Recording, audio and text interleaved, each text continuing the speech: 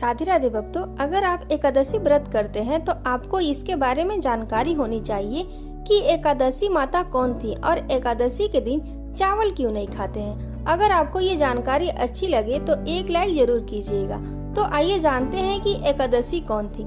आपको बता दें कि एकादशी माता का जन्म उत्पन्ना एकादशी पर हुआ था। इन्होंने असुरों को मारने में भगवान विष्णु की मदद की। इस पर भगवान विष्णु प्रसन्न हुए और वरदान मांगने को कहा। इस पर कन्या ने मांगा कि अगर कोई मनुष्य मेरा उपवास करे तो उसके सारे पाप नाश हो जाएं और उसे विष्णु लोक मिले। तब भगवान ने उस कन्या को एकादशी नाम दिया और वरदान दिया कि इस व्रत के पालन से मनुष्य जाति के पापों का नाश होगा और उन्हें विष्णु लोक मिलेगा।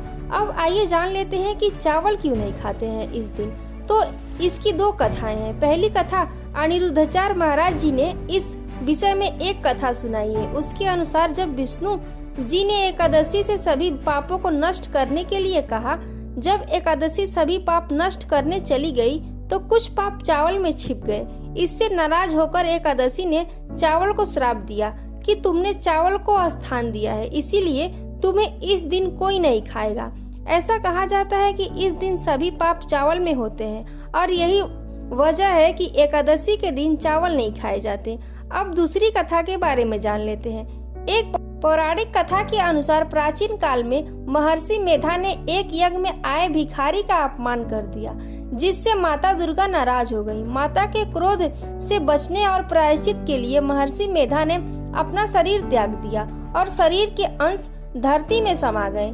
इस प्रायश्चित से प्रसन्न होकर माता ने महर्षि को आशीर्वाद दिया कि उनके अंग हविष्य यानी हवन के योग्य सामग्री अन्न के रूप में धरती से उगेंगे।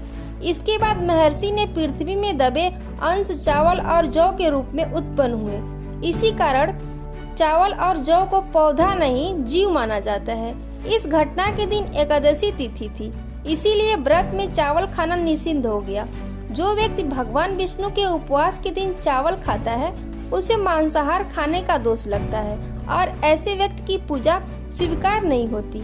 मान्यता है कि एकादशी के दिन चावल खाना महर्षि मेधा के रक्त और मांस खाने के समान है, जिससे पाप लगता है और अगले जन्म में व्यक्ति को सर्प का जन्म मिलता है।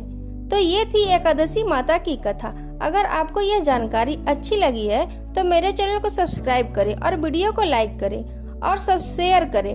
मिलते हैं फिर से एक नई जानकारी के साथ। जय सीताराम।